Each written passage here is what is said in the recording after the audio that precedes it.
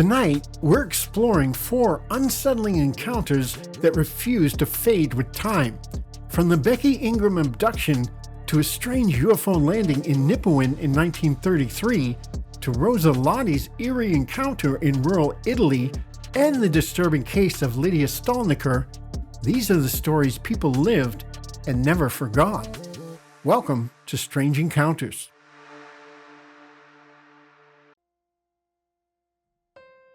During the summer of 1933, in the remote marshlands northwest of Nipawin, Saskatchewan, a small group of residents reported witnessing something extraordinary, something that, if taken at face value, would place this encounter among the earliest close encounters of its kind ever recorded in Canada.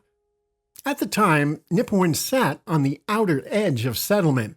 The town was small and largely isolated, surrounded by forest, rolling hills, and wide stretches of muskeg that were difficult to cross even in daylight. Roads were rough and often little more than dirt tracks.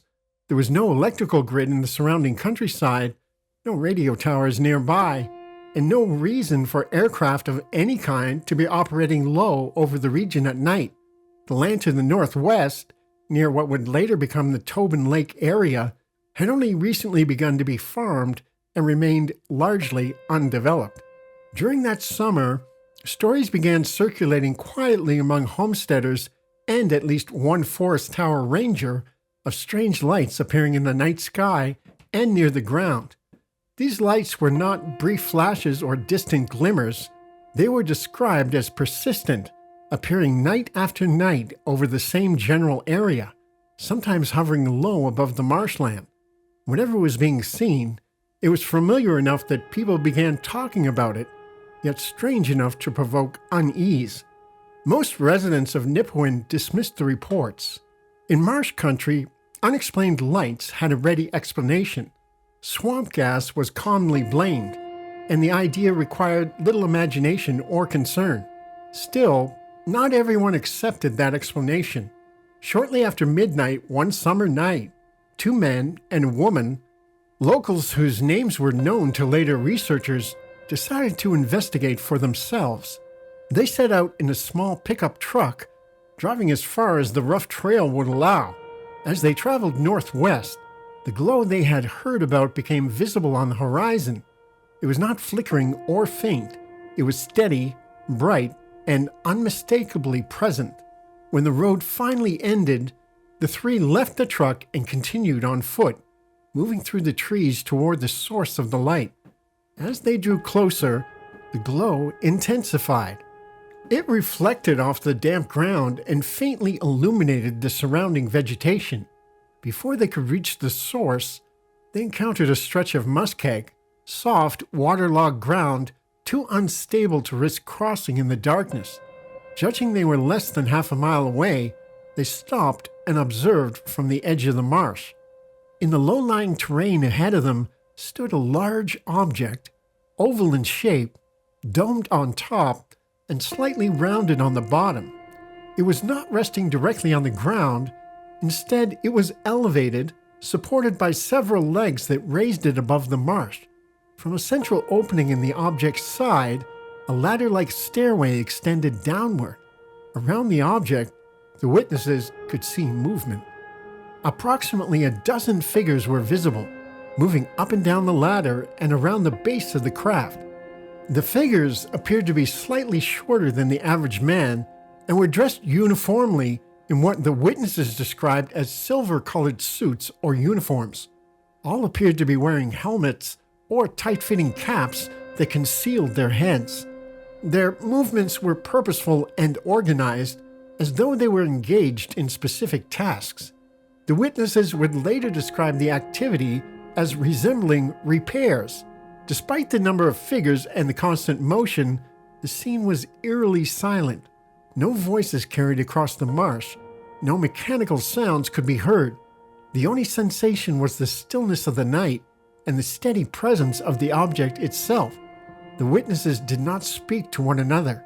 They stood and watched, transfixed by what was unfolding in front of them. The craft emitted a bright orange glow that illuminated the surrounding marsh and nearby trees. The light was intense but steady, not flickering or pulsing. The witnesses later struggled to describe its quality, saying only that it seemed unnatural, unlike firelight or any artificial light they were familiar with. The glow gave the scene a strange clarity, allowing them to observe the figure's movements without difficulty. For close to half an hour, the three remained at the edge of the muskeg, watching the figures move about the object. At no point did the occupants appear to notice the observers. There was no indication that the craft was preparing to depart. Eventually, the witnesses decided to retreat, hoping to find another route that might allow them to approach more closely. Returning to their truck, they drove through the surrounding area in search of a cut-off trail. They found one, but realized too late that they did not have enough gasoline to travel in and out safely. With no other option, they returned to Nipawin, resolving to come back better prepared. 2 nights later, under clear skies and nearly a full moon, they returned to the area. This time, the glow was gone. From their previous vantage point, nothing unusual could be seen.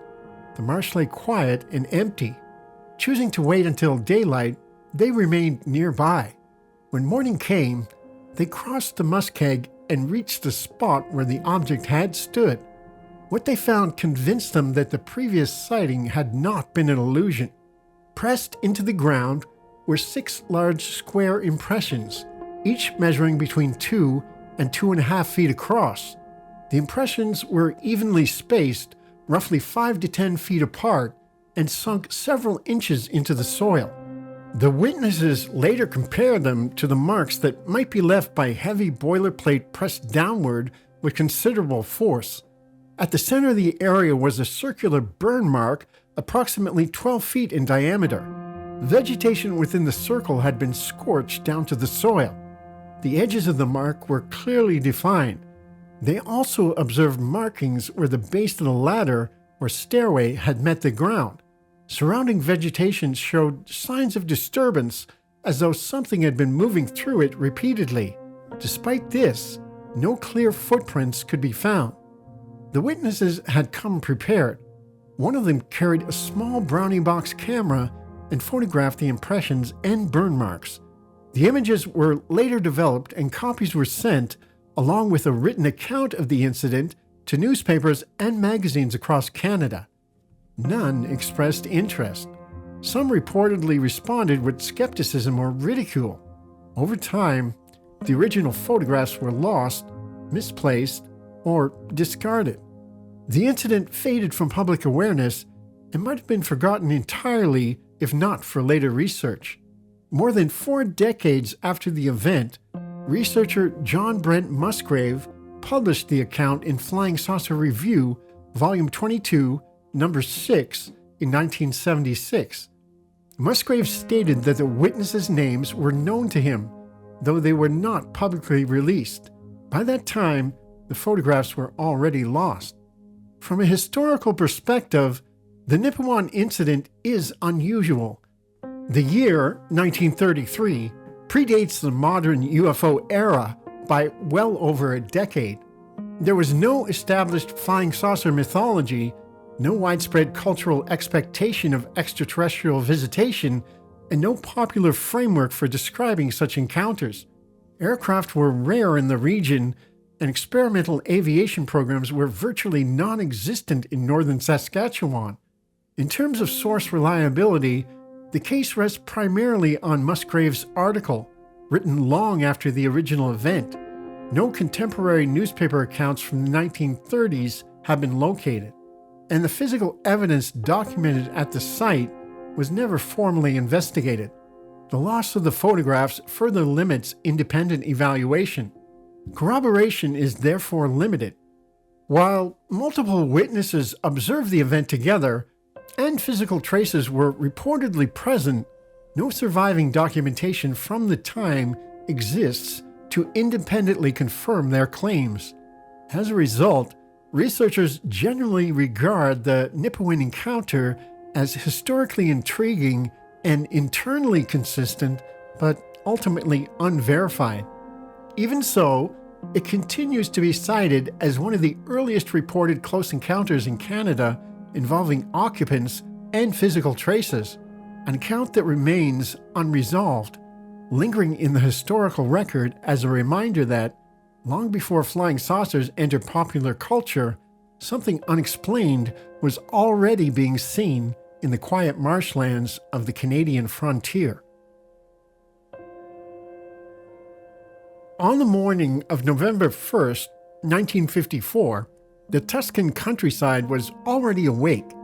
It was All Saints' Day, a Catholic feast day, and just after 6:30 a.m., Rosa Lotti left her farmhouse, known as La Colina, and began walking the familiar footpath toward the village of Sanina near Arezzo. Rosa was 40 years old, a peasant woman and mother of 4. She rarely went into town, but that morning she had dressed carefully. She carried a bouquet of carnations intended for the church altar, along with her stockings and shoes, so they wouldn't be dirtied by the path. It was a route she had walked countless times before, even in darkness, without ever encountering anything unusual. Until that morning. As she entered a small clearing bordered by low shrubs and scattered trees, Rosa noticed something standing upright near a pine tree, something that did not belong there. It was a tall, vertical object fixed into the ground like a pillar. She would later describe it as a kind of spindle, shaped like 2 cones joined at their bases, swollen at the center and tapering toward the top and bottom. It stood more than 2 meters high and appeared smooth, polished, and metallic, though some said it looked almost leather-covered. There was no sound. As Rosa stood frozen, trying to understand what she was seeing, movement caught her attention. From behind the object, 2 figures emerged. They were small, no taller than young children, but shaped like adult men in perfect proportion. Each stood about 1 meter tall.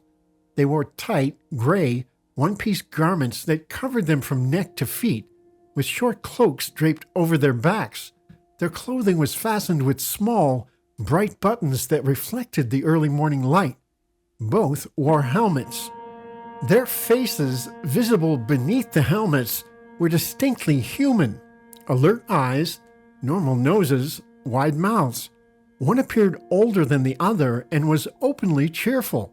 As they approached Rosa, they spoke rapidly in a strange language she compared to Chinese, repeating sounds like lue, lai, loi.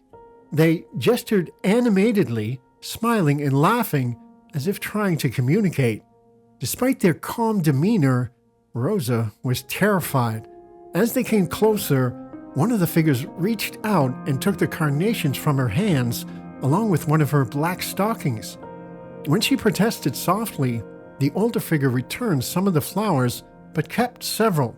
He examined them closely, laughing, then wrapped the carnations inside the stocking and placed them through a small opening in the object. Only then did Rosa run.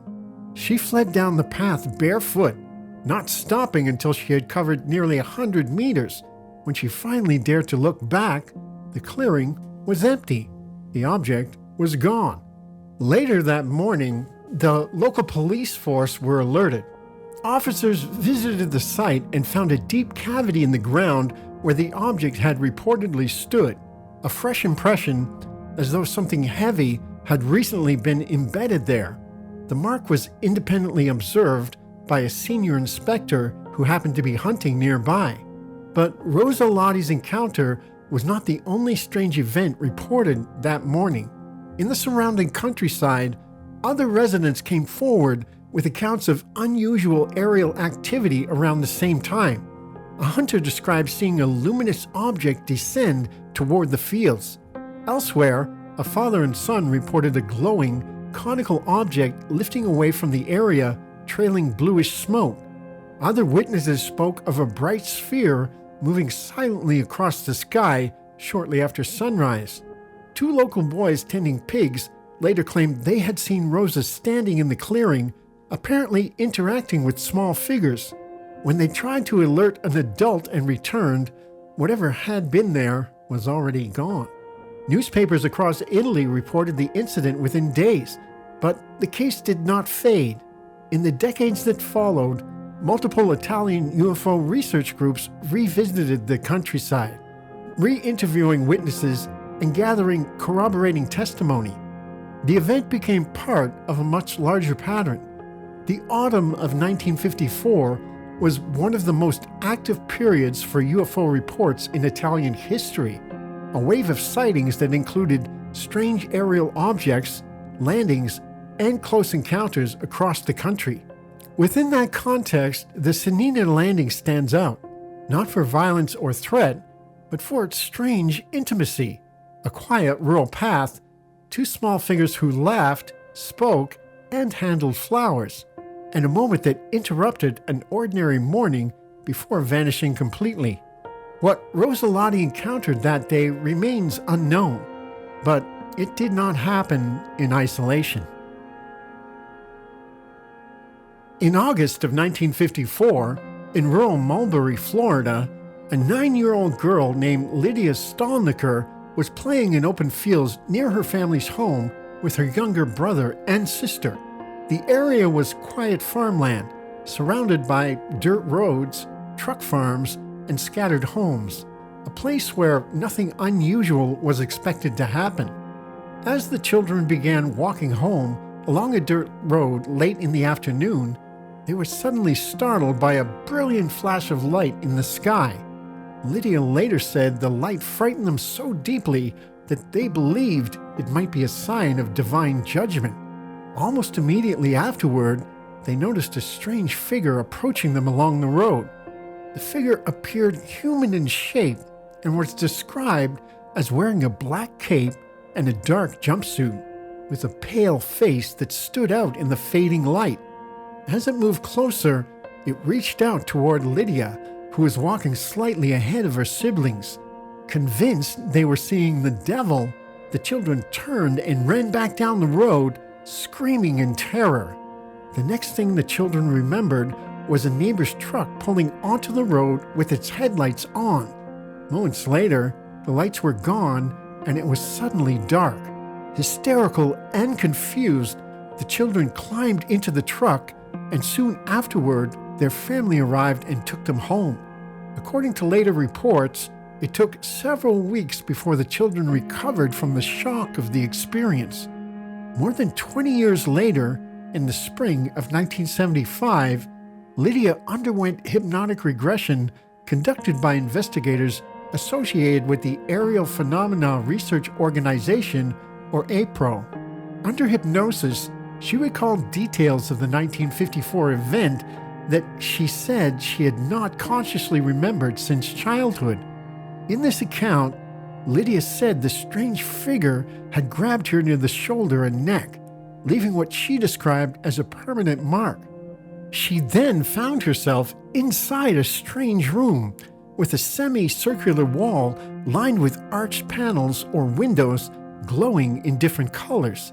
She was seated in a chair and initially unable to see, with a device placed over her head and eyes that caused an intense burning sensation. When the device was removed, Lydia said she was confronted by a short, bald man who appeared completely human. She later described him as about 5 foot 5 inches tall. He addressed her by name and, years later, identified himself as Cosmos. She said she was led to a raised platform beneath a series of arched, colored lights, and they told her they would return and work with her later. Moments later, the lights went out. Lydia said she then found herself back on the dirt road with her brother and sister, running and screaming toward home. It was now fully dark, and the experience appeared to have ended as abruptly as it began. Investigators noted that this was only the first of 4 reported abductions described by Lydia over the course of her life.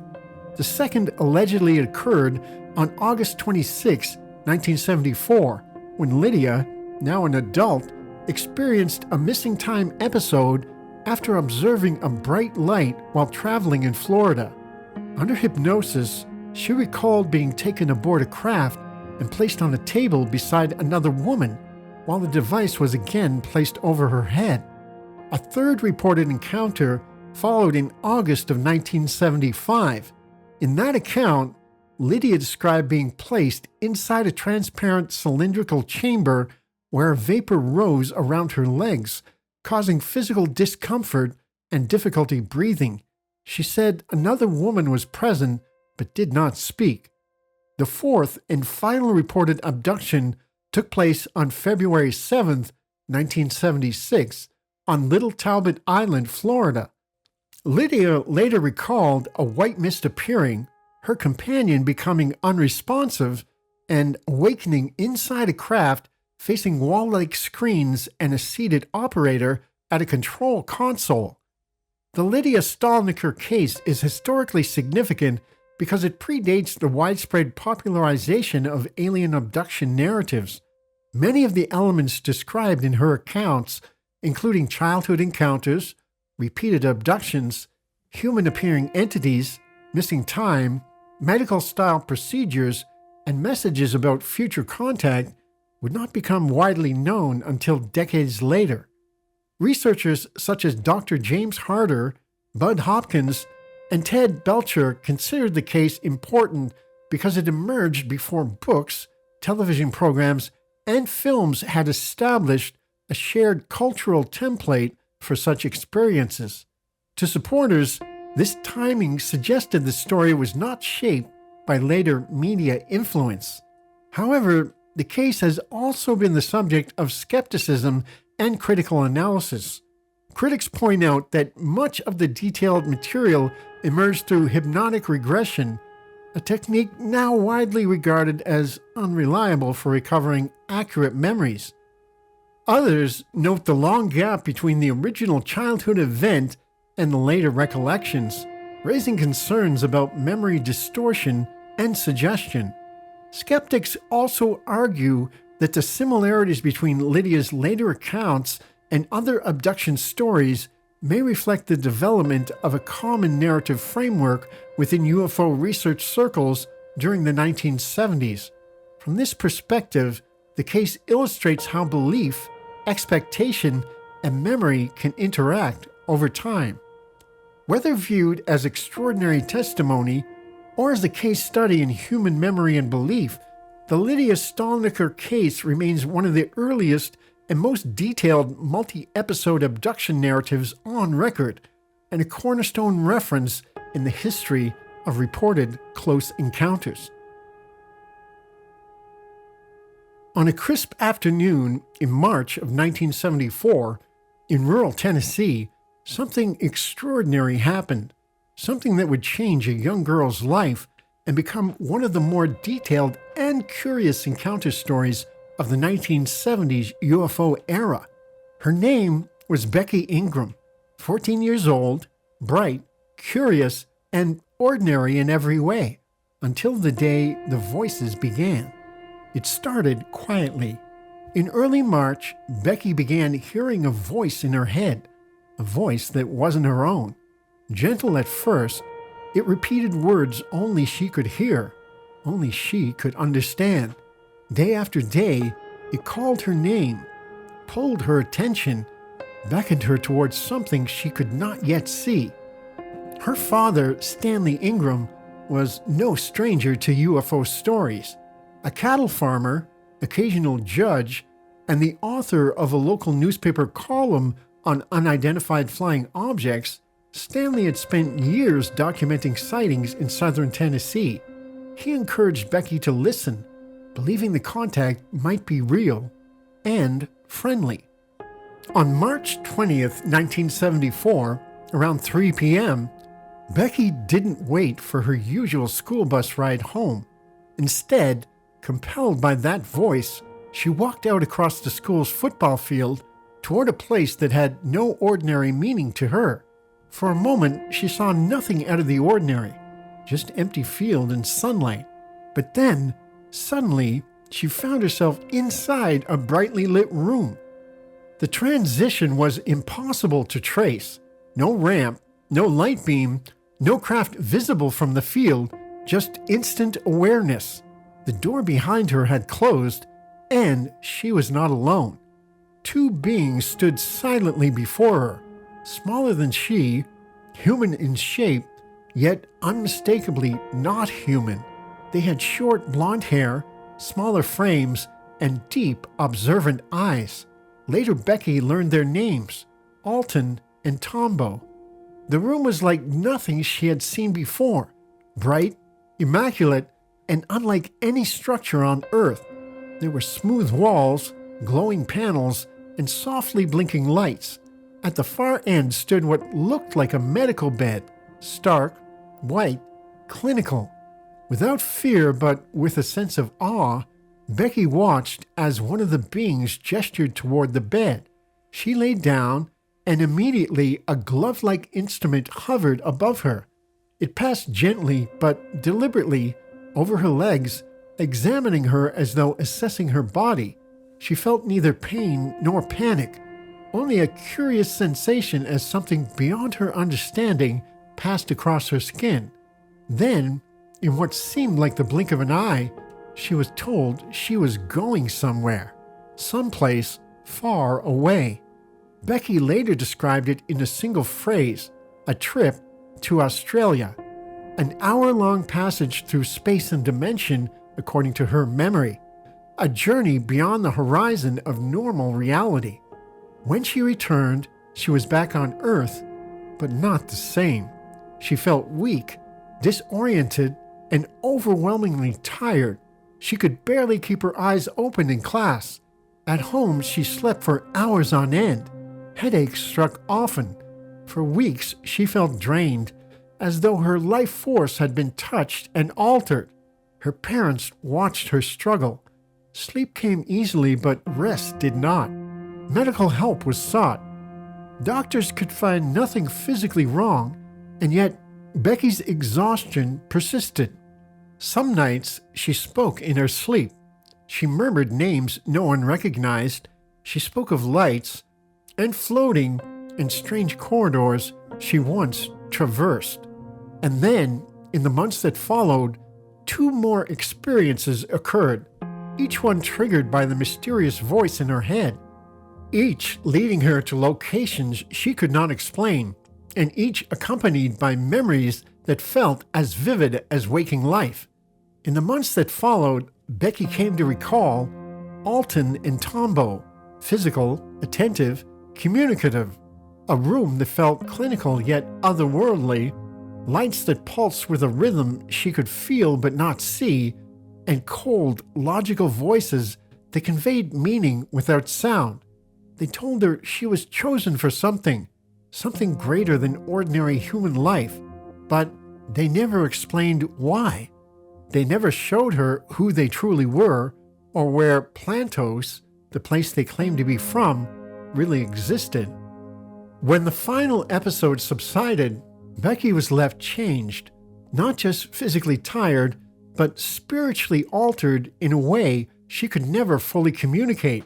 Her father documented every detail, printed every word he could in his newspaper column, and shared her story with a world that was just beginning to awaken to abduction narratives like hers. Now, let's step back from the story and look at what we actually know from evidence, context, and documented research.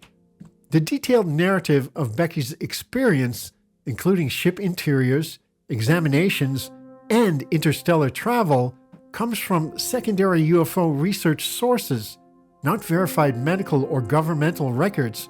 These accounts are compiled from personal testimony, newspaper notes, UFO journals, and enthusiast catalogs. Becky's father, Stanley, was a passionate UFO columnist who collected reports from locals and actively promoted the idea of contact. Interviewers and local residents later recalled that his enthusiasm for such stories sometimes led him to take claims at face value that others found questionable. Critics noted that Stanley's reputation in the community suffered because of his UFO advocacy. a reminder that witness credibility can be shaped by context and social perception. In many abduction reports from the 1970s onward, voices in the head, missed time, and vivid imagery appear, phenomena that psychologists associate with sleep experiences, suggestion, disassociation, and memory effects rather than verified physical effects. The cultural environment at the time, a widespread rise in UFO interest following popular media and earlier abduction claims, also shaped how people reported and interpreted experiences. There are no confirmed physical artifacts, medical examinations, or independent documentation that verify the contact as a physical event. What we have are personal memories and narrative accounts, powerful and affecting, but not empirically verified. Does that mean Becky did not believe she experienced these events? Absolutely not. Personal conviction, stressful experiences, spiritual interpretations, all can feel profoundly real to the person experiencing them. But from a critical standpoint, claims of extraterrestrial contact require extraordinary evidence, not just extraordinary narratives. If these encounters made you question what's really out there, take a moment to support the channel. Like the video, subscribe for future episodes, and share it with anyone who loves unexplained stories. And let me know in the comments which case stayed with you the most. Until next time, keep looking up.